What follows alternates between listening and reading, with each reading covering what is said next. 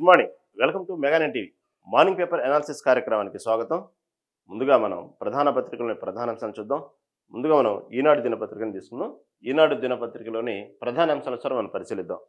ఈనాడు దినపత్రికలో ఈరోజు ప్రధానంగా తీసుకున్న అంశం 2040లో చందమామపైకి భారత వ్యోమగామి, మోదీతో శుభాంశు శుక్లా భేటీ. ఇవి ప్రధానంగా తీసుకున్న అంశాలు. ఎవరైతే యాక్సియం 4 మిషన్కు సంబంధించిన ఆపరేషన్ విజయవంతంగా చేసుకుని భారతదేశానికి అంటే అంతర్జాతీయ అంతరిక్ష పరిశోధనా కేంద్రంలోకి వెళ్ళి సురక్షితంగా తిరిగి వచ్చినటువంటి మొట్టమొదటి భారత వ్యోమగామి శుభాంశు శుక్లా నిన్న ప్రధాని మోదీని కలవటం జరిగింది. తన నివాసం దగ్గర ఏదైతే వ్యోమగాములు ధరించేటువంటి జాకెట్ని తొడిగి ఆ గౌరవార్థంగా ప్రధాని మోదీని నిన్న కలవటం జరిగింది. శుభాంశు శుక్లా మొట్టమొదటి భారతదేశ వ్యోమగామి ఏదో యాక్సియం 4 మిషన్ కంప్లీట్గా పూర్తి చేసుకొని సురక్షితంగా అంతర్జాతీయ అంతరిక్ష పరిశోధనా కేంద్రంలోకి వెళ్ళి సురక్షితంగా తిరిగి వచ్చినటువంటి శుభాంశు శుక్లా నా భారత ప్రధానమంత్రి నరేంద్ర మోదీ కలిసిన సందర్భంగా ఈ వార్తను హైలైట్ చేస్తూ ఈనాడు దినపత్రిక రాసింది. ఈ ఏదైతే వెళ్ళినప్పుడు చాలా ఆప్యాయంగా ప్రధాని మోదీ శుభాంశు శుక్లాని ఆహ్వానింపలికి అతని భుజం మీద చేయేసి చాలాసేపు అలా సరదాగా తిరుగుతూ జరిగినటువంటి సందర్భాలు, అక్కడ జరిగినటువంటి సన్నివేశాలు ఇవన్నీ మాట్లాడుతూ చాలా సరదాగా గడపడం జరిగింది ప్రధాని మోదీ. దాని శుభాంశు శుక్లా చాలా గౌరవంగా తీసుకున్నారు. అంటే నిన్నే చేరుకుంది మన భారతదేశానికి. తర్వాత ఎందుకంటే వెళ్ళినటువంటి ఏదో యాక్సియం 4 నుంచి తిరిగి సురక్షితంగా మన తిరిగి వచ్చిన తర్వాత భూమి మీద అడుగుపెట్టిన తర్వాత అనేక రకమైనటువంటి చాలామంది సహజంగా ఎదురయ్యేటువంటి సమస్యలే శుభాంశు శుక్లా కూడా ఫేస్ చేయడం జరిగింది. సహజంగా ఎందుకంటే ఎక్కువగా అక్కడ గాలి సాంద్రతను బట్టి మనకు ఆరోగ్యంలో అనేక మార్పులు సంభవిస్తూ ఉంటాయి.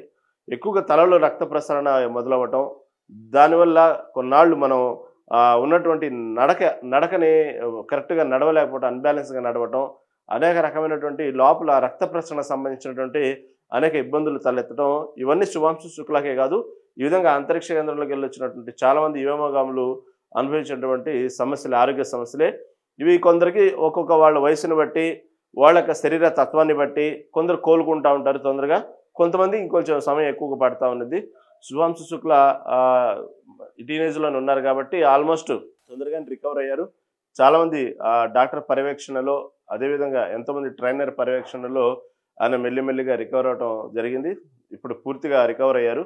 అయిన తర్వాత మొట్టమొదటిసారిగా ఇటు భారతదేశానికి వచ్చి ఢిల్లీకి వచ్చి ప్రధాని నరేంద్ర మోదీని కలవటం జరిగింది. కలిసిన సందర్భంలో ఎక్కడైతే అంతరిక్షంలో రెపరెపలాడే మన భారతీయ జెండాని అక్కడ ఎగరవేసిన జెండాని తీసుకొచ్చి జ్ఞాపికగా నరేంద్ర మోదీకి అందజేయటం జరిగింది. ఆ సందర్భంగా మన ప్రధాని నరేంద్ర మోదీ చాలాసేపు అతని మీద భుజం మీద చేసి ముచ్చటించి మాట్లాడుకుంటూ అక్కడ జరిగినటువంటి సందర్భాలు ఇవన్నీ కలిగి తిరుగుతూ చాలాసేపు మాట్లాడడం జరిగింది. అది చూడటానికి చాలా ముచ్చటగా అనిపించింది అసలు. ఎందుకంటే మన మొట్టమొదటి భారత వ్యోమగామి శుభాంశు శుక్లా చాలా గర్వంగా మనందరం భారతీయులందరూ గర్వంగా ఫీల్ అయ్యేటువంటి సందర్భం అది. కాబట్టి నరేంద్ర మోదీ మాట్లాడినటువంటి అక్కడ జరిగినటువంటి సన్నివేశాలు ఇవన్నీ అడగడం జరిగింది. తర్వాత తనతో పాటు ఐఎస్ఎస్కు తీసుకెళ్లిన త్రివర్ణ పతాకాన్ని యాక్సియం సంబంధించినటువంటి భారతదేశ సంబంధించిన రెపరెపల జెండా జ్ఞాపికగా అందజేయడం జరిగింది. ఇవన్నీ చాలా ముచ్చటగా జరిగింది. ఇదే విషయాన్ని నా పార్లమెంట్లో ప్రస్తావిస్తూ కేంద్ర మంత్రి జితేంద్ర సింగ్ 2027 నాటికి మానవ సహిత గగన్యాన్, ఇది వికసిత భారత్ దూతగా 2040లో భారత వ్యోమగామి చందమామపై అడుగుపెట్టనున్నాడని కేంద్ర ప్రభుత్వం తెలిపింది. 2040 నాటికి మన భారత వ్యోమగామి చంద్రుని పైన కాలు పెట్టవచ్చు అనేటువంటి విషయాన్ని నా పార్లమెంట్లో కేంద్ర మంత్రి చర్చించడం జరిగింది. ఇదే శుభాంశు శుక్లాని అభినందిస్తూ కేంద్ర మంత్రి జితేంద్ర సింగ్ సోమవారం లోక్సభలో చర్చను ప్రారంభించారు. 2047 నాటికి అభివృద్ధి చెందిన దేశంగా భారత్ మారేందుకు అంతరిక్ష కార్యక్రమంలో ఈ యాత్ర కీలక పాత్ర పోషిస్తుందని సింగ్ చెప్పారు. సంస్కరణ ద్వారా అంతరిక్ష రంగంలో ప్రైవేట్ భాగస్వామ్యాన్ని అనుమతించాక సంబంధిత వాణిజ్యం 800 కోట్ల పెరిగిందని చెప్పారు. ఈ విషయాన్ని 2040 నాటికి మన భారత వ్యోమగామి చందమామ మీద అడుగు పెట్టొచ్చు, 2047 నాటికి అభివృద్ధి చెందిన దేశాల్లో భారత్ ఉండనుంది అన్నటువంటి విషయాన్ని నేను లోక్సభలో చర్చించడం జరిగింది. ప్రత్యేకంగా శుభాంశు శుక్లా గురించి అభినందిస్తూ చర్చ కూడా పెట్టడం జరిగింది. ఈ వార్తని ఈనాడు దినపత్రిక హైలైట్ చేసింది. ఇది ఏమైనప్పటికీ 2040లో చందమామపైకి భారత వ్యోమగామి అడుగు పెట్టనున్నాడు అనేటువంటి విషయాన్ని అలాంటి దేశం మంది అభివృద్ధి చెందుతుంది. కాబట్టి 2047 నాటికి అభివృద్ధి చెందిన దేశాల్లో భారత్ కూడా ఉండనుంది. రోజు రోజుకి భారతదేశం అభివృద్ధి చెందుతూ ఉంది. అనేక రంగాల్లో ఇటు జీడిపి కానివ్వండి, అదేవిధంగా కేవలం వ్యాపారంగానే కాదు, ఇటు జనాభాలో కానివ్వండి, ఇక్కడ ఉన్నటువంటి మంచి మంచి పరిశోధనా కేంద్రాలు కానివ్వండి, ఇక్కడ ఉన్నటువంటి మంచి టెక్నికల్ ఇంజనీర్లు కానివ్వండి, అదేవిధంగా ఇక్కడ ఉన్నటువంటి తయారవుతున్నటువంటి అనేక రకమైనటువంటి క్షిపణులు, యుద్ధ నౌకలు ఇవన్నీ కూడా ప్రపంచ దేశాలకు ఆదర్శంగా నిలుస్తున్నాయి. ఇప్పటికే ప్రపంచంలో అనేక దేశాలు భారతదేశాలతో సత్సంబంధాలు పెంచుకుంటున్నాయి. ఇప్పటికే వ్యాపార పరంగా కావాల్సినటువంటి అనేక దేశాలు భారతదేశంతో సంబంధం కోసం, వ్యాపార పరంగా అభివృద్ధి చెందడం కోసం, భారతదేశంతో సత్సంబంధాల కోసం ఇప్పటికే అనేక దేశాలు పరిచయాలు పెంచుకుంటున్నాయి. భారతదేశానికి మిగతా ఇప్పటికీ కాలు పెట్టకూడదు భారతదేశానికి సంబంధించి ప్రపంచంలో ఒక భారతదేశం ఉందా అనేటువంటి వెటకారంగా మాట్లాడేటువంటి దేశాలు కానివ్వండి, అదేవిధంగా భారతదేశానికి అవకాశం లేదు అడుగు పెట్టడానికి అనేటువంటి దేశాలు కానివ్వండి, ఈరోజు భారత ప్రధాని మోదీ కోసం, ఇటు ఒక భారతదేశం కోసం ఆహ్వానం కోసం, చూడటం కోసం, రావడం కోసం తహతహలాడుతున్నాయి. అలాంటి గొప్ప పరిస్థితి, గొప్ప ఖ్యాతిని మన భారతదేశం చూస్తుంది. ఈరోజు ప్రపంచ దేశాలు ఎక్కడికి వెళ్ళినా సరే భారతదేశం అంటే అంత గొప్పగా ముందు మనం రాబోతున్నాం. ఇప్పటికీ అనేక దేశాలు ఆహ్వానాలు పలకడం జరుగుతుంది. అనేక దేశాలు వాళ్ళ దేశానికి సంబంధించినటువంటి గౌరవప్రదమైనటువంటి ఏదైతే గౌరవప్రదమైనటువంటి సంబంధించినటువంటి అవార్డులు ఉంటాయో అవన్నీ అచీవ్మెంట్స్గా మొత్తం కూడా మన భారతదేశ ప్రధాని నరేంద్ర మోదీకి ఇవ్వటం జరుగుతూ ఉంది. ఇలా అనేక రకమైనటువంటి వార్తలు మనం చూస్తున్నాము. అదేవిధంగా ఎంతో విధంగా ఓర్పుగా, నేర్పుగా, శాంతియుతంగా ఎప్పటికప్పుడు అప్గ్రేడెడ్ 5 వర్షన్ 6 వర్షన్ కూడా మనం తయారు చేసుకుంటా ఉన్నాం. భారతదేశం సంబంధించి యుద్ధానికి సంబంధించి అనేక రకమైనటువంటి క్షిపణులు, ఇటు మిసైల్స్ కానివ్వండి, గగనయానులు కానివ్వండి, అనేక రకమైన అప్గ్రేడెడ్ 5th వర్షన్ 6th వర్షన్కి వెళ్తా ఉన్నాం. ఇది కేవలం యుద్ధం చేయటం కోసమనే కాదు, మనం ఎప్పటికప్పుడు అప్డేట్లో ఉండటమే కాకుండా భారతదేశం మిగతా దేశాలకి ఏమాత్రం తగ్గకుండా పోటీ పడుతూ మన భారతదేశ ఔన్నత్యాన్ని, గొప్పతనాన్ని చాటుతూ మనం ప్రతి విషయంలో ఎక్కడ తగ్గకుండా ముందుకు వెళ్తా ఉన్నాం. అది భారతదేశం అంటే. ఇక్కడ భిన్నత్వం, ఏకత్వంతో పాటు అనేక రకమైనటువంటి అభివృద్ధితో మనం ముందుకు వెళ్తా ఉన్నాం. ఎప్పటికప్పుడు కొన్ని దేశాలతో కంపారిజన్ చేసుకున్నప్పుడు లేచినప్పటి నుంచి ఎప్పుడైనా సరే యుద్ధాల కోసమే వాళ్ళ ఉన్నటువంటి ఆ దేశ ఆర్థిక వ్యవస్థ మొత్తం కూడా కేవలం యుద్ధ రంగానికి వినియోగిస్తూ ఉంటారు. అలా కాకుండా ఇటు యుద్ధ రంగానికి వినియోగిస్తూ, ఇటు అభివృద్ధి కార్యక్రమాలు వినియోగిస్తూ, వ్యాపారంగా అన్ని దేశాలతో మంచి సంబంధాలు పెంచుకుంటూ, ఇటు పక్క మనమే వేరే దేశాలకు ఎగుమతి చేసే స్థాయికి ఎదుగుతూ, మనమే వేరే దేశాలకు ఫార్మా కూడా ఎగుమతి చేసే స్థాయికి ఎదుగుతూ, మనమే వ్యాక్సిన్ ఎగుమతి చేసే స్థాయికి ఎదుగుతూ, పేటెంట్ హక్కులు కేవలం భారతదేశమే తీసుకుంటూ, ఇలా అనేక రంగాల్లో భారతదేశం అభివృద్ధి చెందుతున్న సమయంలో ఇలాంటి మనకు ఇంకొంచెం బూస్ట్ని ఇస్తాయి. ఏదైతే భారతదేశం నుంచి మనం కూడా ఈ నాసా విషయంలో కానివ్వండి, అంతరిక్ష పరిశోధన కేంద్రాల్లో కానివ్వండి, ఇలా వ్యోమగాములు మన భారతదేశం ఉండటం అనేది ఇలాంటి ఇంకొంచెం అంటే కేవలం ఇవన్నీ ఆర్థికంగా, వాణిజ్యపరంగా భారతదేశం డెవలప్ అయిందంటే అదొక గొప్పతనమే. కాకపోతే ఏదైతే కేవలం కొన్ని దేశాలకే వాళ్ళకే చెందిద్ది, ఏదైతే అంతరిక్ష సంబంధించిన విషయాల్లో కానివ్వండి, ఇలాంటి కొన్ని మనకు అంతగా ఇది మనకు అందని ద్రాక్ష పండు అనేటువంటి విషయాల్ని కూడా మన భారతదేశం తరఫున కూడా మన భారత వ్యోమగాములు కూడా ఇలా అంతరిక్షంలో పోటీ పడతా ఉందంటే ఇంకొంచెం భారతదేశం యొక్క ఖ్యాతి ప్రపంచ స్థాయిలో ఉన్నటువంటి వేళ్ల మీద లెక్క పెట్టేటువంటి దేశాల్లో మన భారతదేశం కూడా ఉండటం అనేది చాలా గర్వకారణం అనమాట. ఇలాంటి ఇంకొంచెం బూస్ట్ ఇస్తూ ఉన్నాయి భారతదేశానికి. మన భారతీయులుగా మనం గర్వపడుతుంటాము, సంతోషిస్తుంటాము ఉన్నటువంటి. ఎందుకంటే చాలా తక్కువ మంది మాత్రమే ఈ అంతరిక్ష కేంద్రంలో అడుగు పెడతా ఉంటారు. ఇప్పటికీ కొన్ని దేశాలు వింటుంటాము. అలాంటి దేశాల్లో మన భారతదేశం కూడా ఉండటము, మన భారతదేశం ఎప్పటికప్పుడు టెక్నికల్గా అప్డేట్ అవ్వటము, పోటీ పడుతూ ఉండటం, మన ప్రపంచ దేశాలకి మనమే ఒక ఉదాహరణగా, మనమే ఒక ఆదర్శంగా నిలబడటం. ఇలాంటి ఏంటంటే దేశం యొక్క కామన్గా స్థితిగతులు, సామాజిక భౌగోళిక మార్పులతో పాటు ఇలాంటి విషయాల్లో కూడా మనం అభివృద్ధి చెందుతూ ఉన్నప్పుడు మన ప్రతి భారతీయుడిగా మనం గర్వపడాలి. ఇలాంటి వ్యోమగాలకు మన హ్యాట్సాప్ చెప్పాల్సిందే. కాబట్టి 2040 నాటికి మనం కూడా చందమామలు భారత వ్యోమగామి కూడా చందమామలు అడుగు పెట్టబోతున్నారు. కాబట్టి ఇలాంటి సందర్భాలు మనం వాస్తవంగా ఎప్పటికప్పుడు ఈ రాజకీయాలు కానివ్వండి, యుద్ధాలు కానివ్వండి, ప్రపంచ తర్వాత దాయాది దేశాలతో జరిగేటువంటి పోటీ విషయాలు ఇవన్నీ మనం కామన్‌గా ఉన్నప్పటికి కూడా, ఇలాంటి విషయాలు మనం భారతదేశంగా గొప్పగా మనం చెప్పుకోవాలి. మనం చదువుకునే పిల్లలు గానివ్వండి, భవిష్యత్తు తరాలకు వచ్చేటువంటి యువకులు గానివ్వండి, భవిష్యత్తు కోసం చదివేటువంటి ఇంజినీర్లు, టెక్నికల్‌గా ఉండేటువంటి కోర్సులు చేసేటువంటి వాళ్ళు గానివ్వండి, ఇలాంటి కొంచెం బూస్టింగ్ ఇస్తాయి. ఏదో ఒక ఆశ బతుకు మీద, వాళ్ళ కెరీర్ మీద, భవిష్యత్తులో వాళ్ళకున్నటువంటి అభిరుచుల మీద, ఇలాంటివన్నీ కూడా మనమెందుకు కాకూడదు అనేటువంటి ఒక ఆశని రేకెత్తించేటువంటి ఇలాంటి విషయాలే మన భారతదేశానికి చాలా ఉపయోగం. భవిష్యత్తు తరాలకు ఉపయోగం. కాబట్టి మనం ఎక్కడ కూడా ప్రతి విషయంలో భారతదేశం ఈరోజు తలెత్తుకొని గర్వంగా మిగతా దేశాలతో పోటీ పడుతుందంటే, ఇలాంటివి జరిగినప్పుడు, ఇలాంటి సంఘటన జరిగినప్పుడు మనం గర్వంగా ఉంటాం. ఎందుకంటే కేవలం ఎంతోమంది యువకులు, ఎంతోమంది అంతరిక్ష సంబంధించినటువంటి ఏదైతే ఉన్నాయో సతీష్ ధావన్ గానివ్వండి, ఇక్కడ ఉన్నటువంటి డిఆర్‌డీఓలు గానివ్వండి, ఇలాంటి చోట్ల ఎంతోమంది యువకులు చదువుకున్నటువంటి వాళ్ళు, ఏదైతే మెరైన్ ఇంజినీర్స్ గానివ్వండి, ఇలాంటివి చూసుకుంటున్నటువంటి వాళ్ళు భవిష్యత్తు మీద ఒక ఆశలనమాట. ఓకే, మనం కూడా ఇలా ఎదగాలి. ఎందుకంటే గతంలో మనం చూసాం.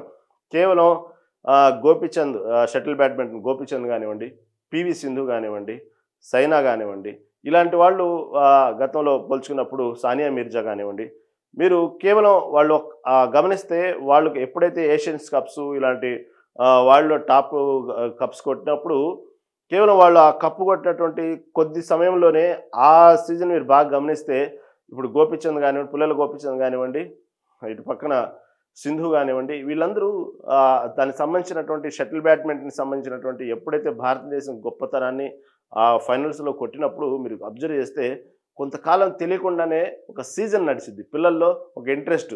ఎక్కడ చూసినా గల్లీలో షటిల్ బ్యాడ్మింటన్‌లు పట్టుకొని, ఎక్కడ చూసినా షటిల్ ఇండోర్‌లోకి వెళ్ళి జాయిన్ అవ్వటం గానివ్వండి, కోచింగ్ సెంటర్‌లకి వెళ్ళటం కానివ్వండి, షటిల్ బ్యాడ్మింటన్ కోచర్లకు మాట్లాడుకోవటం, పిల్లల తల్లిదండ్రులు తీసుకెళ్ళి వాళ్ళని జాయిన్ చేయడం కానివ్వండి, కొంత ఎన్విరాన్మెంట్ మీరు బాగా అబ్జర్వ్ చేస్తే ఒక్కసారిగా చేంజ్ అవుతూ ఉండిద్ది.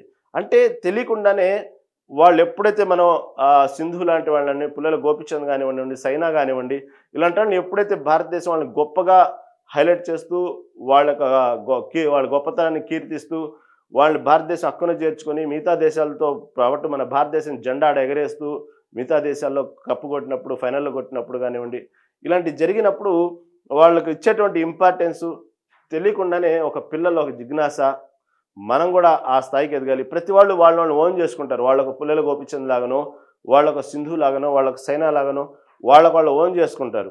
ఓన్ చేసుకున్నప్పుడు తెలియకుండానే పిల్లల్లో ఆ ఇంట్రెస్ట్, అలా ఇంట్రెస్ట్ వచ్చినటువంటి ఒక 100 మంది పిల్లల్లో నుంచి ఎవరో ఒకళ్ళు 10 మందిన మన భారతదేశాన్ని గర్వంగా చెప్పుకున్నటువంటి క్రీడాకారులు తయారవుతారు. అంటే కేవలం ఆ క్రీడ వల్ల వచ్చేటువంటి ఆ ప్రత్యేకత, ఆ గుర్తింపు ఇలాంటివి వచ్చినప్పుడే ఆ పిల్లల్లో, చదువుకున్నటువంటి యువకుల్లో ఆ జిజ్ఞాస మొదలయ్యి మనం కూడా సాధించాలి, మనం కూడా ఆ స్థాయికి ఎదగాలి, లేకపోతే మనల్ని అలా చెప్పుకోవాలి, చూడాలి అనేటువంటి కోరిక కొన్ని వందల మంది, లక్షల మందిలో పుట్టుకొచ్చినప్పుడు ఆణిముత్యాలు ఎవరో కొంతమంది మన భారతదేశాన్ని యొక్క గతంలో ఇలాంటి పీవీ సింధు, పుల్లెల గోపీచంద్ వీళ్ళు కూడా ఇలా ఎదిగినోళ్ళే, ఇలా ఆదర్శంగా తీసుకున్నోళ్ళే. గతంలో మేము కూడా భారతదేశం కప్పు కొడతాము, ఫైనల్ కొడతాము అని చెప్పి వాళ్ళు ఒకేసారి ఫిక్స్ అయ్యి రాలా. వాళ్ళు కూడా ఒక ఆలోచన, ఒక ప్రేమ, కోరిక, దాని మీద ఉన్నటువంటి పట్టుదల, ఇవన్నీ చూసుకుంటే అలా ఎదిగినోళ్ళే. వాళ్ళని చూస్తూ కొన్ని వందల మంది ప్లేయర్లు తయారవుతారు. ఆ వందల మంది ప్లేయర్లు దాని నుంచి కొంతమంది ఫిల్టర్ అవుతుంటారు, కొంతమంది కొత్తలో ఆ కోరిక మీద ఏదో నేర్చుకుంటారు, కొంతమంది వదిలేస్తుంటారు. కానీ కొంతమంది అదే పట్టుదల మీద ముందుకెళ్తారు. అలా వందల మంది ప్లేయర్లు తయారవుతారు. దాంట్లో నుంచి కొంతమంది ఆణిముత్యాలు బయటకు వస్తుంటారు. ఇలా పోటీతత్వం ఉన్నప్పుడు భారతదేశానికి మంచి మంచి అవార్డులు, రివార్డులు తీసుకొస్తూ ఉంటారు. కాబట్టి ఇలాంటి సందర్భాలు మన భారతదేశానికి ఉపయోగపడతాయి. కేవలం ఎంతసేపటికి రాజకీయాలో, యుద్ధాలో, పోటీతత్వం, తగాదులు, దానికి సంబంధించినటువంటి మా దగ్గర ఇన్ని మిసైల్స్ ఉన్నాయి, మేము ఇలా పోటీ వస్తాం, ఇవన్నీ కూడా సహజంగా ఉపయోగమే భారతదేశానికి. కాకపోతే ఇలాంటి ఎడ్యుకేట్గా, ఇలాంటి భారతదేశం యొక్క కీర్తి ప్రతిష్టలు బాగా పెంచుతాయి. ఇలాంటి సందర్భాలే భారతదేశం ప్రతి విషయంలో ముందడుగేస్తుంది. భారతదేశం ఎప్పటికప్పుడు టెక్నికల్గా మంచి అప్డేటెడ్గా ఉంది. అది ఎంతోమంది జ్ఞానవంతులు ఉన్నారు. ఈ రోజుకు చూసుకున్నప్పుడు కూడా మిగతా దేశాల్లో కేవలం నిన్న సర్వేలో కూడా మనం చూసాం. భారతదేశంలో ఉన్నటువంటి ఎంతోమంది యువకులు, ఇంజనీర్లు, డాక్టర్లు వీళ్ళందరూ కూడా ఎంతోమంది విదేశాలకు వెళ్ళటానికి ఎక్కువగా ఇంట్రెస్ట్ చూపిస్తూ ఉన్నారు అన్నటువంటి విషయాన్ని మనం సర్వేలో చూసాం. దానికి రకరకాల కారణాలు ఇక్కడ సామాజిక, రాజకీయ, ఆర్థిక కారణాలు కానివ్వండి, ఇక్కడ ఉన్నటువంటి కొన్ని రిజర్వేషన్ల కారణం కానివ్వండి, ఇలా కొన్ని సర్వేలు మొత్తం రాసుకొచ్చినప్పుడు ఎక్కువ దాదాపుగా విదేశాలు వెళ్ళటానికి ఇంట్రెస్ట్ చూపిస్తా ఉన్నారు. కాబట్టి ఈ విధంగా విదేశాలకు వెళ్ళినటువంటి వాళ్ళు కూడా మన అమెరికాలో తీసుకున్నా, మనం వేరే దేశాల్లో తీసుకున్నా మ్యాక్సిమము ప్రతి కంపెనీలకి ఒక 10 కంపెనీల్లో 8 కంపెనీల సీఈఓలు మన భారతీయులే ఉంటారు. ఎందుకంటే మన మన దగ్గర ఉన్నటువంటి నాలెడ్జ్ అలాంటిది, మన శ్రమ అలాంటిది, మన వాళ్ళకి ఉండేటువంటి పట్టుదల అలాంటిది, సాధించే వరకు వదిలిపెట్టరు.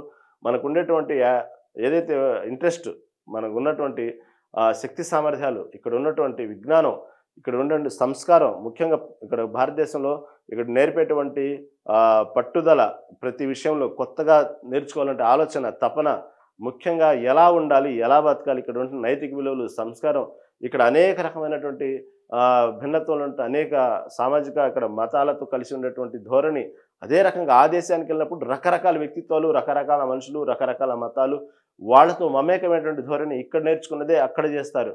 కాబట్టి ఇక్కడ భారతీయులు అనగానే ఒక రకమైనటువంటి మంచి ఒపీనియన్ మిగతా దేశాల్లో. భారతీయులు అంటే చాలా సౌమ్యంగా ఉంటారు, చాలా పద్ధతిగా ఉంటారు, వాళ్ళతో స్నేహపూర్వకంగా ఉండొచ్చు, మనకు ఎటువంటి అపాయాలు ఉండవు, వాళ్ళు చాలా ఎప్పటికప్పుడు చాలా అప్డేటెడ్గా ఉంటారు, వాళ్ళు మంచి విజ్ఞానవంతులు, పని విషయంలో పని రాక్షసుల్లా పనిచేస్తారు. ఇలా భారతదేశానికి సంబంధించినటువంటి ఎవరైతే పౌరులు ఉన్నారో వాళ్ళకి మిగతా దేశాల్లో ఆ స్థాయిలో గౌరవం ఉన్నది మన భారతీయులకి. కాబట్టి ఈ విధంగా ఇలాంటి మనం సెలబ్రేట్ చేసుకోవాలి, ఇలాంటి గొప్పగా చెప్పుకోవాలి. నేను మిగతాది ఏదో ఇండియా క్రికెట్ కప్ కొట్టేసిందనో, లేకపోతే దాయాది దేశం మీద 4 మిసైళ్ళు ఎక్కువ వేసిందనో, ఓకే, ఇవన్నీ ఆ సమయానికి కిక్కిస్తాయి. కానీ వాస్తవంగా మన ఇంట్లో పిల్లలు కానివ్వండి, మన పరిసరాలు కానివ్వండి, స్కూల్లో టీచర్స్ పిల్లలు కానివ్వండి, ఇలాంటి గంటల కొద్దీ చెప్పొచ్చు. ఇలాంటి సందర్భాలు భారతదేశ గొప్పతనం గురించి ఇలాంటి మనం సెలబ్రేట్ చేసుకోవాలి. స్కూల్లో కూడా టీచర్స్ కూడా పిల్లలకి ఇలాంటి పాఠాలు చెప్పాలి. ఇలాంటి ఆదర్శవంతమైన కథలుగా జరిగినవి చెప్పుకుంటూ వాళ్ళు చేసినటువంటి గొప్పతనాన్ని పిల్లలు చెప్తే చిన్నప్పుడే చిన్న మెదడులోనే ఇలాంటి ఇమిడింపజేసి వాళ్ళు భారతదేశం ఏదో మనం కూడా సాధించాలి అనేటువంటి పట్టుదలని పిల్లల్లో పెంచడం అనేది ఇలాంటివి ఉపయోగపడతాయి. ఇలాంటి సందర్భాలే మనం సెలబ్రేట్ చేసుకోవాలి. ఇలాంటి వాటి గురించి ఎంత టైం వేస్ట్ చేసినా పర్లేదు, ఇలాంటివి మనం మాట్లాడుకోవాలి. ఏదైతే వ్యోమగాములకు సంబంధించిన కానివ్వండి, అదేవిధంగా మనం కొత్తగా కనుగొన్నటువంటి వ్యాక్సిన్ల గురించి కానివ్వండి, అదే భారతదేశం మిగతా దేశాలకు అందిస్తున్నటువంటి ఫార్మా రంగాల్లో కానివ్వండి, ఇలాంటి మనం గొప్పగా భారతదేశ ఔన్నత్యాన్ని చాటే విధంగా మిగతా దేశాలతో ఎన్నో దేశాలు ఉన్నాయి ప్రపంచంలో. ఎవరైనా సరే మీరు గమనిస్తే కేవలం ఎంతసేపటికి సోవియట్ రష్యా, అమెరికా ఇలాంటి కొన్ని దేశాలే మనం వేళ్ల మీద లెక్క పెట్టేటువంటి దేశాలే మనం వింటూ ఉంటాం. ఈ సంబంధించినటువంటి ఏదైతే అంతరిక్ష కేంద్రాలకు వెళ్ళాలో, సూర్యుడి దగ్గరికి వెళ్ళాడనో, చంద్రుడి దగ్గరికి వెళ్ళాడనో, లేకపోతే ఈ విధంగా కనుక్కున్నారనో, లేకపోతే భారతదేశం దానికి సంబంధించిన ఉపగ్రహాలు పంపించారనో, ఇలాంటి కొన్ని దేశాలు మనం మొదటి నుంచి వింటూ ఉంటాము. కానీ భారతదేశం ఈ మధ్యకాలంలో చూస్తుంటే ఎక్కడ ప్రతి విషయంలో ఎప్పటికప్పుడు ప్రతి సంవత్సరం సతీష్ ధావన్ నుంచి భారతదేశ అంతరిక్ష కేంద్రానికి పంపేటువంటి విషయాల్లో కానివ్వండి, ఈ శాటిలైట్స్ ఉపగ్రహాలు కానివ్వండి, ప్రతి విషయంలో ప్రతి సంవత్సరం మనం కొత్త వార్తలు కొత్తగా మనం మిగతా దేశాలు పోటీ పడుతూ మనం ఎప్పటికప్పుడు భారతదేశం ఉందంటే ఇలాంటి మనం గొప్పగా చెప్పుకోవాలి. ఇంకా కొత్తవి రాబోతున్నాయి. ఎవరు ఊహించని విధంగా కొత్త ప్రయోగాలు జరుగుతున్నాయి స్పేస్లో. ఇదే విధంగా సతీష్ ధావన్ సంబంధించినటువంటి అనేక ప్రయోగాలు జరుగుతూ ఉన్నాయి. చాలా తొందరలో మనం భారతదేశం గురించి ఇంకా గొప్పగా చెప్పుకున్నటువంటి సందర్భాలు రాబోతున్నాయి. మనకు కొత్త అప్గ్రేడెడ్ వర్షన్లో ఉన్నాము. అదేవిధంగా మన దేశం మీద ఎవరన్నా కన్నెత్తి చూడాలన్నా, మన దేశం మీద ఎవరన్నా యుద్ధం చేయాలన్న ఆలోచన పుట్టాలన్నా, మన దేశం గురించి ఎవరైనా తక్కువ చేసి చూడాలన్నా కళ్ళలో కూడా ఉలిక్కి పడేటువంటి కొత్త ఇన్స్ట్రుమెంట్స్, కొత్త ఆయుధాలు, కొత్త టెక్నాలజీ, ఏఐ సహాయంతో మనం అనేక రకమైనటువంటి టెక్నికల్గా ఇంకా ఫాస్ట్గా ఎప్పటికప్పుడు ఒకేసారి 5 ముందుగా 10 ముందుగా ఫాస్ట్గా మనం చాలా తొందరలో కొత్త ఆవిష్కరణలు చేయబోతున్నాం భారతదేశం. దానికి మంచి రోజులు చాలా దగ్గరలో ఉన్నాయి. భారతదేశం గురించి అందరూ చెప్పుకునే ప్రపంచ దేశాలు అన్నీ చెప్పుకునేటువంటి సందర్భాలు చాలా తొందరలో మనం చూడబోతున్నాం. 2047 నాటికి అభివృద్ధి చెందిన దేశాల్లో భారతదేశం ఉన్నది అంటున్నారు. ఇంకా తొందరగానే మనం ఇంకా 2047 కూడా కాదు, ఇంకా ముందుగానే మనం భారతదేశం అభివృద్ధి చెందిన దేశంగా ఇంకా మనం వస్తారనేటువంటి పరిస్థితులు కనబడుతున్నాయి, వస్తాయి కూడా. ఎందుకంటే ఈ రోజుకి రేపు తెల్లారేపాటికి కొత్త ఆవిష్కరణలు వస్తున్నాయి, కొత్త టెక్నాలజీ అప్గ్రేడెడ్ వర్షన్లు వస్తున్నాయి. ఒక్కసారిగా ఒక సందర్భం అనుకొని మొదలుపెట్టినటువంటి ఏదైతే ఉన్నాయో ప్రయోగాలు ఉన్నాయో వచ్చేటువంటి కొత్త కొత్త టెక్నికల్ వల్ల పదింతలు ముందుకెళ్తున్నాం. ఆ లెక్కతో పోల్చుకున్నప్పుడు ఇప్పుడున్నటువంటి వర్షన్‌కి, ఇప్పుడున్నటువంటి టెక్నికల్ ఎవిడెన్స్‌కి, టెక్నికల్ ఉన్నటువంటి సపోర్ట్‌కి 2047 అనుకుంటున్నాం మనం. రేపటి రోజున రేపు తెల్లారి లేతే వచ్చే సంవత్సరం వచ్చేటువంటి కొత్త కొత్త వర్షన్‌కి ఇంకొంచెం ఫాస్ట్‌గా 2047 కంటే కూడా ఇంకా మనం ముందుకు జరిగి భారతదేశ అభివృద్ధి చెందిన దేశాల్లో టాప్‌లో ఉంటామంటే ఆశ్చర్యం పెద్దగా ఆశ్చర్యపడాల్సిన అవసరం లేదు. ఎందుకంటే ఇప్పుడున్న వర్షన్ మనం మాట్లాడుకున్నాం. భవిష్యత్తులో కొత్త కొత్త వర్షన్‌లు వస్తాయి. దానికి ఇంకొంచెం మనం పోటీపడి అనుకున్న దానికంటే ఇంకొంచెం 4 అడుగులు ముందుకేసి మనం ఇంకా తొందరగా సాధిస్తాము. 2047 కాదు ఇంకా ముందుకు మనం వచ్చేటువంటి అవకాశాలున్నాయి. కాబట్టి భారతదేశం ఇలాంటి విషయాలు మనం గర్వంగా చెప్పుకోవాలి. అందుకే ప్రధాని నరేంద్ర మోదీ శుభాంశు శుక్లాని కలిసినప్పుడు కేవలం అతను అభినందించడం మాత్రం మనకు కనబడతా ఉన్నది. కానీ ఇన్నర్‌గా ఆయన ఉప్పొంగేటువంటి క్షణాలు మన భారతదేశ గొప్పతనాన్ని చాటినప్పుడు అది కేవలం మన భారతీయుడు శుభాంశు శుక్లా భారతదేశ గొప్పతనాన్ని ప్రపంచ దేశాల ముందు తలెత్తుకునేలా చేశాడు అన్నటువంటి భావన నరేంద్ర మోదీనే కాదు, ఆ ప్లేస్‌లో ఉన్నటువంటి ఏ భారత ప్రధాని అయినా సరే తెలియకుండానే ఎమోషన్ వచ్చేసిద్ది. ఎందుకంటే అది మన దేశం, మన దేశపు గొప్పతనం, మన దేశం గురించి చాటి చెప్పాడు మిగతా దేశాలతో. అక్కడ ఉన్నటువంటి మిగతా ఉన్నటువంటి అమెరికన్లతో పాటు మన భారతీయుడు కూడా అక్కడ వెళ్ళాడు గర్వంగా. అది ఆ మధుర క్షణాలు కేవలం గొప్పతనాన్ని చాటి చెప్పడం కాదు, ఇన్నర్ ఫీలింగు ఆ ప్రౌడ్‌నెస్ అనేది వేరేగానే ఉండిద్ది అది. ఆ ప్లేస్‌లో నరేంద్ర మోదీ అనే కాదు, భారతదేశం సంబంధించిన ఏ ప్రధాని ఉన్నా సరే ఆ ప్లేస్ ఉంది. కాకపోతే నరేంద్ర మోదీకి ఉన్నటువంటి భావజాలం, నరేంద్ర మోదీ ఉన్నటువంటి పట్టుదల వేరు కాబట్టి మనకి ఇంకొంచెం అడిషనల్‌గా ఎక్స్‌పోజ్ అయ్యిద్ది. కాబట్టి ఇలాంటి విషయాల్లో మొదటి నుంచి నరేంద్ర మోదీ ఎంకరేజ్ చేస్తూ ఉంటారు కాబట్టి దాని యొక్క గొప్పతనాన్ని ఇంకొంచెం అందం వచ్చిద్దనమాట ఆ గొప్పతనానికి. కాబట్టి అక్కడ ఏదైతే సాధించారో దానికి సంబంధించినటువంటి యాక్షన్ ఫోర్ మిషన్‌కి సంబంధించిన జ్ఞాపికను ప్రధాని మోదీకి బహూకరిస్తూ శుభాంశు శుక్లా ఈ వార్తని ఈనాడు దినపత్రిక హైలైట్ చేసింది. ఇంక తర్వాత ఈ గొప్ప వార్తలు చెప్పుకున్న తర్వాత ఇంకోటి మనం అందరినీ కొంచెం ఇబ్బందులకు గురి చేస్తూ ఎక్కడికక్కడ బాధని రైతుల్ని నిండా ముంచింది ఏదైనా ఉంటే ఈ కుండపోత వానలు, నష్టాల కుండపోత అంటూ ఈనాడు దినపత్రిక హైలైట్ చేసింది. మెదక్, కామారెడ్డి, ములుగు జిల్లాలో అతి భారీ వర్షాలు, అత్యధికంగా సిద్దిపేట జిల్లాలో అయితే 23 సెంటీమీటర్ల వర్షపాతం నమోదైంది. కేవలం మనకిక్కడ ఈ హైదరాబాద్ ప్రాంతంలో ఇటీవల జరిగినటువంటి వర్షాలు 11 సెంటీమీటర్లు, 13 సెంటీమీటర్లు అయితేనే అతలాకుతలమై ఎక్కడి వాహనాలు అక్కడ కొట్టుకుపోతూ నాలల్లో నీరు నిలిచిపోయి మనం బయటకు వెళ్ళలేని పరిస్థితి, ఎక్కడికక్కడ ట్రాఫిక్ జాములు స్తంభింపజేసి ఎక్కడెక్కడ మనం భయంకరమైనటువంటి ఒక హైదరాబాద్లో నగర వ్యాప్తంగా వాతావరణం మనం కేవలం 11, 13 సెంటీమీటర్లకి చూస్తే ఇక్కడ సిద్దిపేట జిల్లాలో 23 సెంటీమీటర్ల వర్షపాతం నమోదైంది.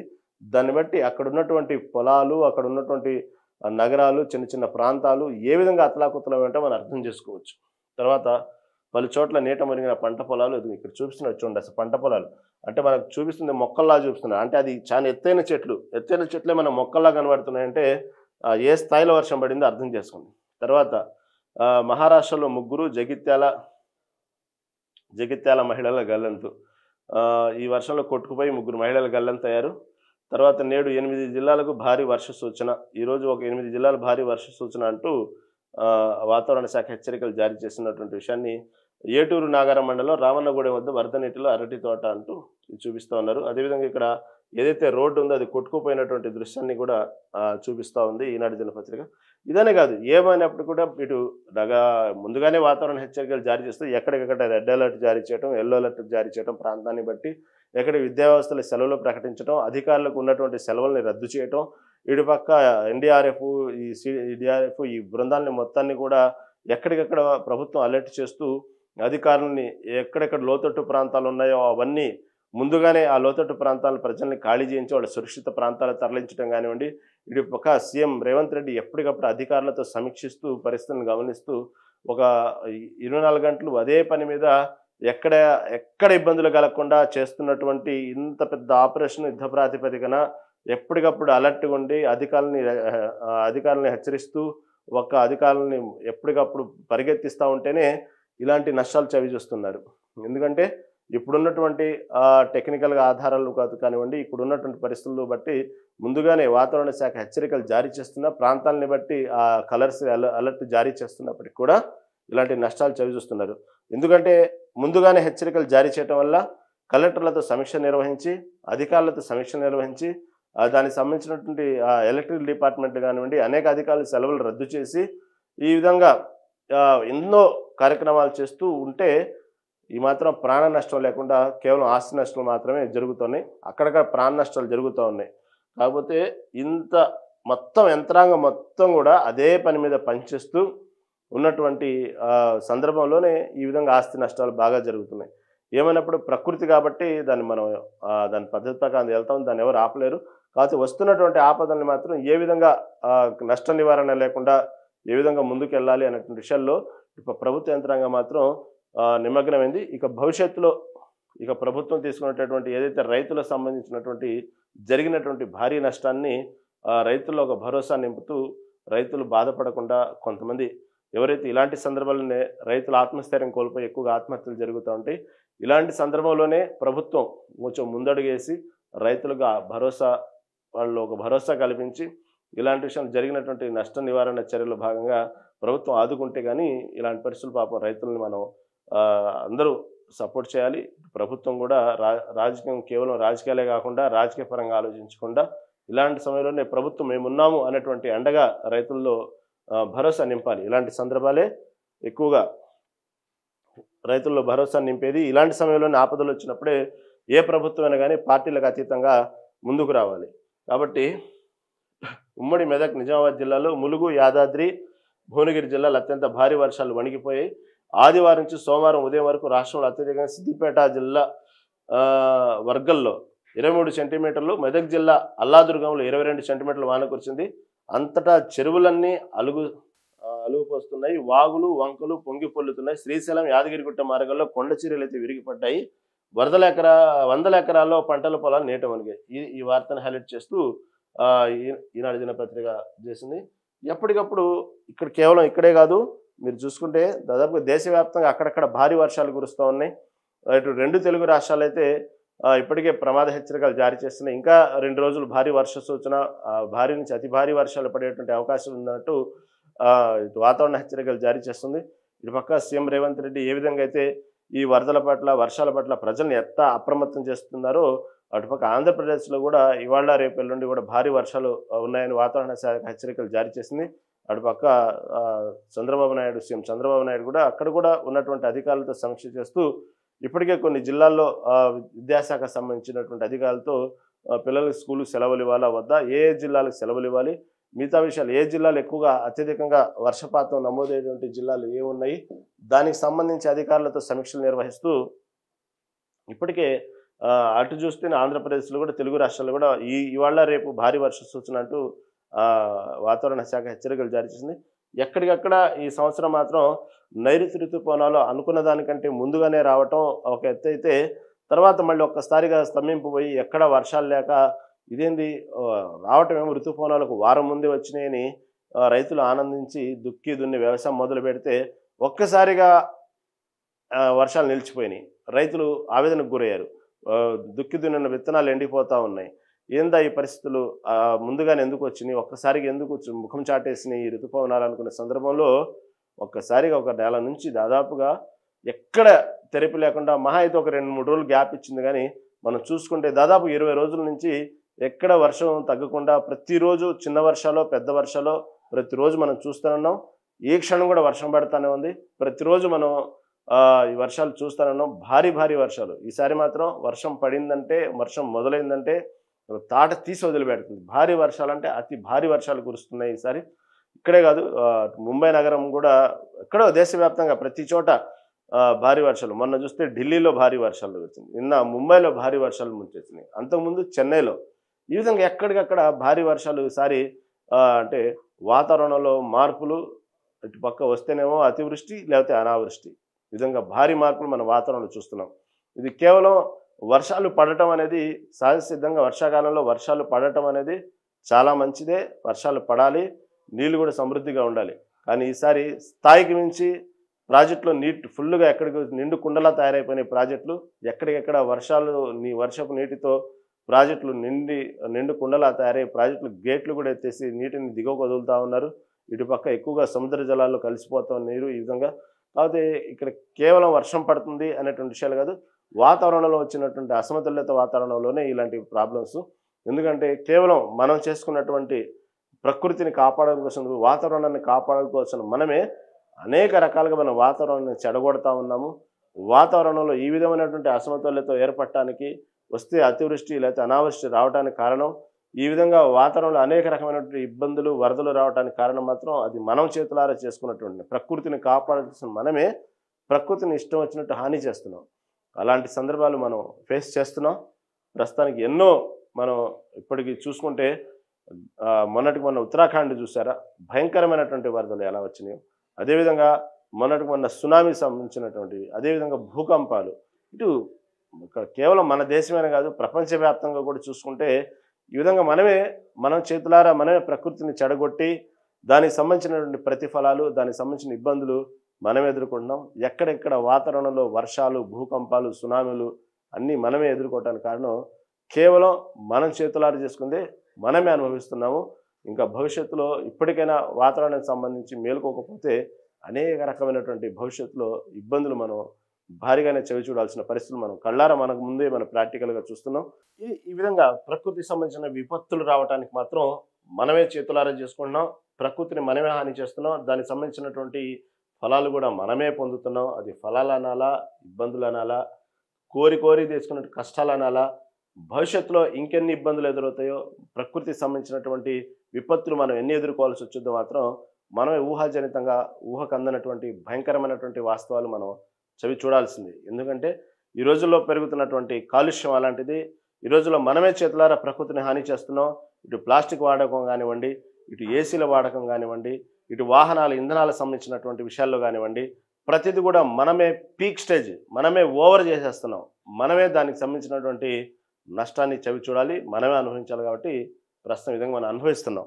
కాబట్టి ఇప్పటికైనా సరే వాతావరణంలో మార్పులు రావాలంటే మీరు బాగా అబ్జర్వ్ చేస్తే కరోనా టైంలో ఎక్కడికక్కడ అష్టదిగ్బంధనమై మన ఇళ్లలోనే ఉన్నప్పుడు కరోనా సమయంలో చూశారు కదా, వాతావరణం ఒక్కసారిగా ఎంత మార్పు వచ్చిందో, ఒక్కసారిగా ఓజోన్ పొరకు సంబంధించి ఎన్ని మార్పులు చవి చూసామో, ఎంతటి రకం కాలుష్యం ఏ భయంకరంగా ఏ విధంగా తగ్గిపోయిందో మనం చూసాం కదా. వాతావరణంలో సంబంధించిన మార్పులు ఎన్ని గమనించాం మనం కేవలం కరోనా సమయంలో. అలాగే వాతావరణాన్ని మనమే చేతులారా మళ్ళీ మనమే చూసాం. వాతావరణంలో ఎంతటి ఆహ్లాదకరమైన వాతావరణం ప్రకృతిలో చూసాం కదా. ఢిల్లీలో ఎంతటి భారీ స్థాయి కాలుష్యం ఉన్నదో కరోనా టైంలో చూసారు కదా ఎలా ఉందో ఢిల్లీ. అదేవిధంగా అలాంటి ఢిల్లీలు ఇప్పుడు ఎన్నో తయారవుతున్నాయి. మన దేశంలో ఎన్నో నగరాలు ఢిల్లీ లాగా ఎన్నో తయారవుతున్నాయి. ఇటు కాలుష్యాన్ని హైదరాబాద్ కూడా దగ్గరలోనే కాలుష్యం బాగా డెవలప్ అయింది. కాబట్టి ఇలాంటి సమయంలోనే మనం ప్రకృతిని మనమే చేతులారా ఏ విధంగా నాశనం చేస్తున్నాం. మళ్ళీ మనమే ప్రకృతిని రీజనరేట్ చేసి మనమే బాగు చేసే బాధ్యత కూడా మన చేతుల్లోనే ఉంది. దాని ప్రత్యక్ష సాక్ష్యం మన జరిగినటువంటి కరోనా సమయంలో జరిగినటువంటి చూసినప్పుడే మనకు అర్థమైపోతూ ఉన్నది. ఎక్కడికక్కడ మనం ఇళ్లలో ఉన్నప్పుడు కరోనా సంబంధించి ఆ సమయంలో ఎక్కడ చూసారా వాతావరణం ఎంత భయంకరమైనటువంటి మంచి ఆహ్లాదకరమైన వాతావరణం తయారైందో. ఓజోన్ పొరకు సంబంధించి ఒక్కసారిగా ఎంత ప్యాచ్ వర్క్ జరిగిందో చూసారా. అదేవిధంగా కాలుష్యం ఏ స్థాయిలో తగ్గి అసలు మనం దాదాపుగా అలాంటి వాతావరణం కొన్ని వందల ఏళ్ల క్రితం చూసాం. మళ్ళీ మనం ఎప్పుడో పాత రోజుల్లో మన తాత ముత్తాతల సమయంలో ఉన్నటువంటి వాతావరణం ఎలా ఉన్నది అలాంటి వాతావరణం కరోనా సమయంలో మనం చూసాం. కాబట్టి మళ్ళీ మనం అయిపోయింది ఆ కొత్తలోనే ఉండిద్ది మనకు ఆలోచన, మళ్ళీ వదిలేసాం. మళ్ళీ భారీగా ఇంధనాలు వాడేస్తున్నాం, మళ్ళీ భారీగా పెట్రోల్ డీజిల్ వాడేస్తున్నాం, భారీగా ప్లాస్టిక్ వాడేస్తున్నాము. ఎక్కడికక్కడ ఒకే ఇంట్లో 4-5 ఏసీలు కూడా వాడేస్తున్నాము. అలాంటి ఎన్నో మనం కాలుష్యం వెదజల్లేటువంటి పరికరాలు, కాలుష్యాన్ని ఇంకా డెవలప్ చేసేటువంటి ఎన్నో హానికరమైనటువంటి పనులు మనమే చేతులారా చేసుకుంటున్నాం. మనమే దానికి సంబంధించినటువంటి భవిష్యత్తు తరాలకి మనం ఏం సందేశం ఇస్తున్నామో తెలియదు. కానీ భవిష్యత్తులో మన పిల్లలు, మన జనరేషను, వాళ్ళ పిల్లలు మాత్రం ఇలాంటి ఎన్నో విపత్తులు మాత్రం ఎదుర్కొనేటువంటి పరిస్థితికి మనమే మూల కారణం అవుతాం. కాబట్టి కొంచెం ఎందుకంటే ఇప్పటికీ ఎన్జిఓస్ ఎన్నో సంస్థలు ఈ గ్రీనరీ కోసం ఎంతో ఫైట్ చేస్తున్నాయి, గ్రీన్ కోసం. కానీ మనం మాత్రం అప్పటికప్పుడు టెంపరీగా ఎక్కడ ఆలోచన లేకుండా అప్పటికప్పుడు ప్రత్యామ్నాయ మార్గాల కోసం ఇష్టం వచ్చినట్టు మనం ప్రకృతిని హాని చేస్తూనే ఉన్నాము. మనం లేచిన కానించి నిద్రపోయే వరకు మన దైనందిన కార్యక్రమాల్లో హాని చేయటం అనేది ప్రధానంగా ప్రతి సెకండ్ ప్రతి గంటకి మనం ప్రకృతిని ఏదో విధంగా మనం హాని చేస్తానో ఒక్కసారి ఆలోచించుకుంటే మనకే అర్థమైద్ది. లేచినప్పటి నుంచి నిద్రపోయే వరకు మన మన మన యాటిట్యూడు, మనం చేసేటువంటి పనులు, మన యాక్టివిటీసు ప్రతిదీ కూడా ప్రకృతికి హాని చేసే పనులే మనం చేస్తున్నాం లేచిన దగ్గర నుంచి. ఒకసారి ఆలోచించుకుంటే మనకే తెలిసిద్ది. తెల్లారి లేచిన కాడి నుంచి పాల ప్యాకెట్ల నుంచి నిద్రపోయే ముందు తాగేటువంటి జ్యూస్ గ్లాసు వరకు ప్రతిదీ కూడా ప్రకృతికి హాని చేసేటువంటి పనులే మనం చేస్తున్నాం తప్పితే ప్రకృతిని కాపాడే పనులు మనం చేయట్లేదు. మనతో పాటు భవిష్యత్తు తరాలకు కూడా కాపాడేటువంటి మంచి వాతావరణం ఇచ్చేటువంటి పనులు మనం ఎప్పుడు చేయట్లేదు. ఇప్పటికే గ్లోబల్ వార్మింగ్ వచ్చింది. భవిష్యత్తులో ఎన్నో ఆశలు పెట్టుకున్నాం మనం. ఇందాకే మనం చెప్పుకున్నాం, భారతదేశం, అంతరిక్షం ఎన్ని చెప్పుకున్నాం. ఇవన్నీ కలలు కనాలంటే, దానికి సంబంధించిన ఫలాలు మన పిల్లల తరాలు అనుభవించాలంటే, అదేవిధంగా మీరు అనుకుంటున్నట్టు ఎన్నో భవిష్యత్తులో భారతదేశం ఇలా వెలగాలంటే ముందు మనం బతుకుండాలి కదా. ముందు మనం బతుకుండాలి. భవిష్యత్ తరం మన పిల్లలు బతుకుండాలి. మంచి బతకడం అంటే చనిపోవటం, బతకడం కాదు. ఆరోగ్యకరంగా ఉండాలి ప్రధానంగా. ఆరోగ్యకరంగా బతకాలి. అప్పుడు మనిషి బతకడం అనేది. ఇలాంటి ఈ రోజున ప్రతి చిన్నవాటికి ఈ విధంగా హాస్పిటల్స్‌లో రోజు రోజుకి రోగుల సంఖ్య పెరగటానికి, వైద్యులకి అంతు చిక్కనటువంటి కొత్త రోగాలు రావటానికి, ప్రధానంగా ఇప్పుడున్నటువంటి ఏదైతే డయాబెటిస్ అంటే షుగర్ పేషెంట్లు రోజు రోజుకి లక్షల్లో పెరిగిపోతున్నట్టు, భవిష్యత్తులో క్యాన్సర్ పేషెంట్లు కూడా రోజు రోజుకి లక్షల్లో పెరిగిపోవటానికి ఇవన్నీ కారణాలు మనం చేతులారా మనం ప్రకృతిని మనకున్నటువంటి జీవన విధానంలో చేసుకున్నటువంటి భాగమే మనమే అనుభవిస్తున్నాం. ఎక్కడో కాదు. ఇప్పుడు మనం చేస్తున్నటువంటి మనం జీవన విధానం ఏది కూడా మనం లేచిన దగ్గర నుంచి నిద్రపోయే వరకు మన జీవన విధానంలో మనం చేస్తున్న ప్రతి పని కూడా హానికరమే. ప్రతిది కూడా మనం ఎక్కడ స్వచ్ఛందంగా అయితే జీవించట్లేదు. మనం పీల్చే గాలి నుంచి తినే తిండి వరకు, పండుకునే నిద్ర వరకు ఎక్కడ ప్యూరిటీ లేదు. ప్రతిదీ హానియే. మనమే మన చేతులారా చేసుకున్నాం. ప్రతిదీ అంతా డూప్లికేటే. ప్రతిదీ ఎక్కడికక్కడ మనమే చేతులారా సర్వనాశనం చేసుకుంటున్నాం. అదొకసారి ఆలోచించుకుంటే ఎప్పటికప్పుడు ఇలాంటి ఎన్నో వస్తుంటాయి, కథనాలు వస్తుంటాయి, మీడియాలో వస్తుంటాయి, ఎన్నో ఆర్టికల్స్ వస్తుంటాయి. చదివినప్పుడు ఒక 5 నిమిషాలు మాత్రం ఎక్కడో మనకు కూడా ఒక ఆలోచన, భయం అనేది పుట్టుకొచ్చిద్ది. మరి మరుసటి సెకను మళ్ళీ వెంటనే మనం ఆ ప్లాస్టిక్ వాడటం మొదలు పెడతాం.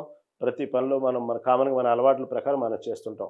కాబట్టి మన విచక్షణ, ఆ జ్ఞానం, కొంచెం ఆలోచించాల్సిన సెన్స్ అది మనలోనే ఉన్నది కాబట్టి మనమే డ్యామేజ్ చేసాం. మళ్ళీ మనమే దీన్ని సరిదిద్దుకున్నట్టు మార్గం మన చేతుల్లోనే ఉంది. దాని గురించి ఆలోచన చేయడానికి ప్రయత్నం చేయండి. సరే, ఆ టాపిక్ వదిలేస్తే ప్రస్తుతం ఈనాడు దినపత్రిక ఇంకొక వార్త, భారత్‌కే భవిష్య నగరం అన్నటువంటి వార్తను తీసుకుంది. 4th సిటీగా మొదటి నుంచి మన ఫ్యూచర్ సిటీగా హైదరాబాద్ అభివృద్ధి చేయాలి అనేటువంటి ప్రతిపాదన మొదటి నుంచి ఉంది. మన భారతదేశానికి ఇప్పటికి ఉన్నటువంటి రాజధానితో పాటు హైదరాబాద్ కూడా ఒక రాజధానిగా ఏర్పాటు అయ్యేటువంటి వాతావరణం, పరిస్థితులు భవిష్యత్తులో వస్తాయనేటువంటి టాక్ నడుస్తున్న క్రమంలో ఈ హైదరాబాద్ ఫ్యూచర్ సిటీగా 4th ఫ్యూచర్ సిటీగా భారతదేశానికి ఒక మంచి హైదరాబాద్ని భవిష్యత్తులో మంచి ఫ్యూచర్ సిటీ అందించే లక్ష్యంతో రాష్ట్ర ప్రభుత్వం అనేక రకమైనటువంటి చర్యలు తీసుకుంటుంది. ఎక్కడైతే హైదరాబాద్లోని దక్షిణ ప్రాంతంలో దాదాపు 765 చదరపు కిలోమీటర్ల విస్తీర్ణంలో ఈ నగరాన్ని నిర్మించడానికి నిర్ణయించుకుంది. ఇది కాకపోతే ఇది అర్బన్ సంబంధించినటువంటి తెలంగాణ అర్బన్ ఏరియాస్ యాక్ట్ 1975 కింద ఇది పనిచేస్తుంది. ఇది యాక్చువల్గా జిహెచ్ఎంసీ పరిధికి అవతల ఉన్నటువంటి జిహెచ్ఎంసీ సంబంధం లేకుండా జిహెచ్ఎంసీ అవతల పరిధిలో ఈ నగరాన్ని ఫ్యూచర్ సిటీగా డెవలప్ చేయడానికి మొదలుపెట్టేశారు. ఇది చాలా దగ్గరలో, అంటే మన నివాస ప్రాంతానికి దగ్గరలో మనం చేసే ఉద్యోగం, పిల్లలు చదువుకునే స్కూల్సు, వ్యాపార సముదాయాలు ఇవన్నీ కేవలం కాలినడకకి దగ్గరలో ఉండే విధంగా ఫ్యూచర్ సిటీని డెవలప్ చేయాలని చూస్తుంది ప్రభుత్వం. దీనికోసం చాలా యుద్ధ ప్రాతిపదికన భవిష్యత్తులో ఇప్పటికే ఫ్యూచర్ సిటీని ఈ విధంగా మాస్టర్ ప్లాన్ ప్రకారం భవిష్య నగరం సాకారమవుతుంది ఇలా అంటూ అదిగోండి, ఇది ఫ్యూచర్ సిటీ ఈ విధంగా డెవలప్ చేస్తున్నారు. ఇది ఎక్కడో చూస్తుంటే మన హైదరాబాద్, ఇది ఎక్కడో ఫారెన్ కాదు, ఇది ఎక్కడో మనం చూస్తున్న అమెరికా, ఆస్ట్రేలియా, రష్యా ఇది కాదు, ఇది సింగపూర్ లాంటిది కాదు, మన హైదరాబాదే, మన దేశంలోదే. ఇది మాస్టర్ ప్లాన్ ప్రకారం భవిష్య నగరం ఈ విధంగా చేయడానికి ప్లాన్ చేస్తున్నారు. చాలా గ్రీనరీగా, చాలా ఎత్తైన భవనాలు, చాలా వ్యాపార సముదాయాలు, దానికి సంబంధించిన ఉద్యోగం సంబంధించిన కంపెనీలు, ప్రతిదీ కూడా మనం ఇందాక చెప్పుకున్నట్టుగానే చాలా గ్రీనరీగా ఉండే విధంగా భవిష్యత్తులో ఫ్యూచర్ సిటీ ఈ విధంగా రూపుదిద్దడానికి దాదాపు 765 చదరపు కిలోమీటర్ల దూరంలో మొత్తం విస్తీర్ణం చెందేలాగా అర్బన్ సంబంధించినటువంటి యాక్ట్ ఏదైతే 1975 ఉందో దాని ప్రకారం తీర్చిదిద్దాలని చూస్తున్నారు. ఇది జిహెచ్ఎంసీ పరిధి అవతల పనిచేసే విధంగా దీన్ని తయారు చేయబోతున్నారు ఈ ఫ్యూచర్ సిటీని. పర్యావరణ పరిరక్షణకు పెద్దపీట. మనం ఇందాక చెప్పుకున్నట్టుగానే నివాసాలకు చేరువలోని విద్య, ఉద్యోగం, వినోద సంస్థలు, అత్యాధునిక అంతర్జాతీయ ప్రమాణాలతో నిర్మాణం, ప్రాథమిక మాస్టర్ ప్లాన్ రూపకల్పన, ముఖ్యమంత్రి ఆదేశాలతో తుది మెరుగులు. భారతదేశానికి తలమానికంగా ఉండేలా రేపటి పౌరులకు మేలిమి భవిష్యత్తునిచ్చే నగరంగా ఫ్యూచర్ సిటీ నిర్మించేందుకు రాష్ట్ర ప్రభుత్వం సన్నద్ధమవుతుంది. హైదరాబాద్లోని దక్షిణ ప్రాంతంలో 765 చదరపు కిలోమీటర్ల విస్తీర్ణంలో ఈ నగరాన్ని నిర్మించాలని నిర్ణయించింది. ఇందుకోసం భవిష్య నగర అభివృద్ధి సంస్థను ఏర్పాటు చేసింది. భవిష్య నగర అభివృద్ధి సంస్థను ఏర్పాటు చేసి తెలంగాణ అర్బన్ ఏరియాస్ యాక్ట్ 1975 కింద ఇది పనిచేస్తుంది. ప్రస్తుతం జిహెచ్ఎంసీ సరిహద్దులకు అవతల ఏర్పాటవుతున్న ఈ జోన్ను భావితరాలకు స్థిరమైన సమ్మిళిత నగరంగా తీర్చిదిద్దాలనేది ప్రభుత్వ లక్ష్యం. ఫ్యూచర్ సిటీలో పర్యావరణ పరిరక్షణ పెద్దపీట వేయనున్నారు. నివాస సముదాయాల నుంచి కాలినడకన చేరుకునేంత దూరంలోనే విద్య, వైద్య, ఉపాధి, ఉద్యోగ, వినోద సంస్థలు ఉండేలా ప్రణాళికలు రూపొందించారు. అత్యాధునిక సాంకేతిక పరిజ్ఞానంతో అంతర్జాతీయ ప్రమాణాలతో నిర్మించనున్నారు ఈ ఫ్యూచర్ సిటీని. దీంట్లో ప్రత్యేకతలు ఏంటంటే, ప్రధానంగా ఈ ఫ్యూచర్ సిటీలో ప్రత్యేకతలు ఏంటంటే, భారత్లో మొదటి net zero smart industrial city, అంటే పవర్ స్టోరేజ్ వ్యవస్థలు, నీటి పునర్వినియోగం, హరిత వనాలు, తర్వాత లివ్, లెర్న్, వర్క్, ప్లే నగరం, అంటే నివాస ప్రాంతాలు, ఉపాధి కేంద్రాలు, విద్యా సంస్థలు, వినోద స్థలాలు ఒకదానికొకటి నడక దూరంలోనే ఉండేలా స్వయం సమృద్ధి వ్యవస్థగా తీర్చిదిద్దుతున్నారు. పారిశ్రామిక సమూహాలు, గృహాలు, విజ్ఞాన కేంద్రాలు, మౌలిక సదుపాయాలకు ఒకే జోన్ పరిధిలోకి తెస్తారు. దీంట్లో హైలైట్స్.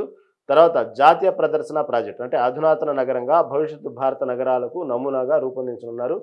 క్లస్టర్ ఆధారిత అభివృద్ధి, అంటే పారిశ్రామిక అంటే ఇండస్ట్రీస్ కానివ్వండి, విద్య, ఆరోగ్యం, పర్యాటక థీమ్ జోన్లను ట్రాన్సిట్ ఓరియంటెడ్ కారిడార్లు, లాజిస్టిక్స్ హబ్ల ద్వారా అనుసంధానిస్తారు. ఇది దీంట్లో క్లస్టర్ ఆధారితంగా, అంటే మొత్తం ఒకే జోన్లో క్లస్టర్లో ఉండే విధంగా ఇవన్నీ ఏర్పాటు చేయడానికి దీంట్లో హైలైట్ చేస్తూ ఉన్నారు. తర్వాత digital first planning, GIS, real time, dash బోర్డులు, బిల్డర్నో వంటి వ్యవస్థల వినియోగంతో పారదర్శకంగా వేగంగా సేవలు అందిస్తారు. అంటే సహజంగా ఇప్పుడు మనకు మెట్రో ఉంది, అదేవిధంగా ఒక సిటీని అభివృద్ధి చేయాలి. ప్రస్తుతం మనం పక్కన అమరావతిని తీసుకుందాం. ఇవన్నీ ఒక క్రమ పద్ధతిలో ఇంజనీర్లు, దానికి సంబంధించినటువంటి ఏదైతే మనం పనిచేస్తున్నటువంటి బిల్డర్సు, కాంట్రాక్టర్సు, ఇవన్నీ ఒక క్రమ పద్ధతిలో డెవలప్ అవుతూ ఉంటాయి. దానికి సంబంధించి కొంత టైం పట్టవచ్చు, ఒక్కోటి చేసుకుంటూ వెళ్ళాలి. కానీ ఇలా కాకుండా దీన్ని ఎలా అంటే, ఏదైతే రియల్ టైమ్స్, డాష్ బోర్డులు, బిల్డర్నో వంటి వ్యవస్థల వినియోగంతో, అంటే చాలా ఫాస్ట్గా కొత్త హై టెక్నాలజీతో మనం కొన్ని రోజుల్లోనే, కొన్ని నెలల్లోనే ఇక్కడ అద్భుతమైనటువంటి బిల్డింగ్ వెలిసిందే అనేటువంటి విధంగా, అరే అద్భుతాలు జరిగినాయి అంటే విధంగా ఎక్కడి కూడా హైలీ టెక్నాలజీతో దీన్ని తొందరగా నిర్మించబోతున్నారు ఫ్యూచర్ సిటీని. అదేవిధంగా గ్లోబల్ అలైన్మెంట్, అంటే జీకా, వరల్డ్ బ్యాంకు, ఏఐబి వంటి అంతర్జాతీయ పంపిణీ ఫండింగ్కు అర్హత కలిగిన ప్రాజెక్టులు, దీర్ఘకాలిక పెట్టుబడులపై దృష్టి. ఈ విధంగా అనేక రకాలుగా ఇటు గ్రీనరీని కాపాడుతూ, ఇటు పక్క కావాల్సినట్టు విద్య, వైద్యం, ఉపయోగం, అదే ఇండస్ట్రీస్ ఏ విధంగా ఉన్నాయో అవన్నీ కూడా క్లస్టర్ కిందకి తీసుకొస్తూ, ఎక్కడైతే నివాసం, అంటే మనం ఉంటున్న ఇంటి నుంచి బై వాకబుల్, అంటే ఎందుకు ఇందాక మనం అనుకున్నట్టు వాహనాల వినియోగం తగ్గించడం కోసం, ఇంధనం వినియోగం తగ్గించడం కోసం, అదేవిధంగా వాతావరణంలో ఉన్నటువంటి కాలుష్యం నివారించడం కోసం చాలా దగ్గరలో కాలినడకగా ఉండే విధంగా ఒక ఇండస్ట్రియల్, ఒక స్కూలు, లేకపోతే ఒక హాస్పిటల్, ఇవన్నీ కూడా చాలా దగ్గరలో ఉండేవి ఏర్పాటు చేయడం, దానికి ఒక క్లస్టర్ రూపంలో అక్కడే క్లస్టర్గా మొత్తం ఒకే చోట ఏర్పాటు చేయడం, ఒక భారీ భవంతులు, ఇటు ఒక మంచి గ్రీనరీ, ఎక్కడ చూసినా చెట్లు, దానికి సంబంధించిన క్రమ పద్ధతిగా చెట్లు నాటడం, దానికి సంబంధించిన పార్కులు, ఎక్కడికక్కడ గేమ్స్ జోన్స్, ఇటుపక్క సినిమా హాల్స్, ఇవన్నీ కూడా అన్ని ఎంటర్టైన్మెంట్, ఇవన్నీ కూడా ఒక ఫ్యూచర్ సిటీ చూడటానికి ఇంకొక సింగపూరు ఎలా ఉండిద్దో, లేదా కొన్ని ఏరియాలు, కొన్ని దేశాలు ఎలా ఉంటాయి, మొత్తం ఒక దేశంగానే ఉండే విధంగా ఒక ఫ్యూచర్ సిటీని హైదరాబాద్ నగరంలో ఈ యొక్క ఫ్యూచర్ సిటీని దాదాపు 760 చదరపు కిలోమీటర్ విస్తీర్ణంలో జిహెచ్ఎంసీ పరిధిలో అవతల విధంగా హైదరాబాద్ దక్షిణ ప్రాంతంలో ఇది నిర్మించడానికి రాష్ట్ర ప్రభుత్వం బాగా సీరియస్గా నిర్ణయం తీసుకుంది. దీని గురించి రేవంత్ రెడ్డి ఇప్పటికీ ఆదేశాలు జారీ చేయడం. కాబట్టి ఈ విధంగా భారత్కే భవిష్య నగరం అంటూ మొదటి నుంచి చెప్తానున్నారు రేవంత్ రెడ్డి. దీనికి సంబంధించి దీని గురించి మాత్రం పెద్దపీట వేయనున్నారు. దీని గురించి ఎప్పటికప్పుడు యుద్ధ ప్రాతిపదికన పనులు మొదలు పెడతా ఉన్నారు.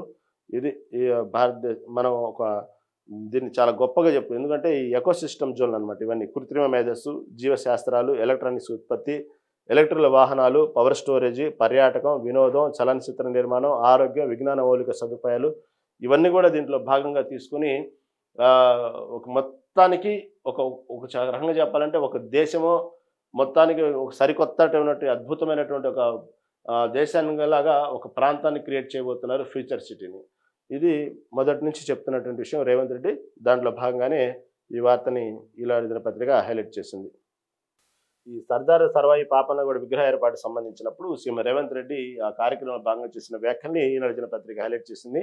ఓట్ల చోరీని అడ్డుకుంటామంటూ సీఎం రేవంత్ రెడ్డి చేసినటువంటి మాటలు. అదేవిధంగా ఈ బీసీ రిజర్వేషన్ సంబంధించి కూడా ప్రధానంగా ఈ బీజేపీ నాయకులైనటువంటి కిషన్ రెడ్డిని మోదీ, కిషన్ రెడ్డి అడ్డుకుంటున్నారంటూ ఆరోపణ చేయటం ఈ సర్దార్ సర్వాయి పాపన్నగౌడ విగ్రహావిష్కరణ సందర్భంగా రేవంత్ రెడ్డి చేసిన వ్యాఖ్యలు.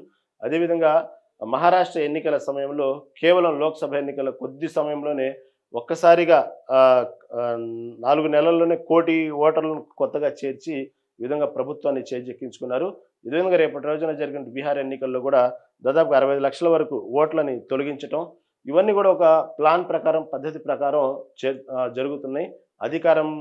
అధికారం కోసం బీజేపీ ఇటు ఎన్నికల కమిషన్ చేస్తున్నటువంటి మొత్తం ఒక రకం పెద్ద గేమ్ ఇది. దీని వెనక పెద్ద స్కామ్ ఉంది. ఈ రాజ్యాంగానికి తూట్లు పొడుస్తున్నారు.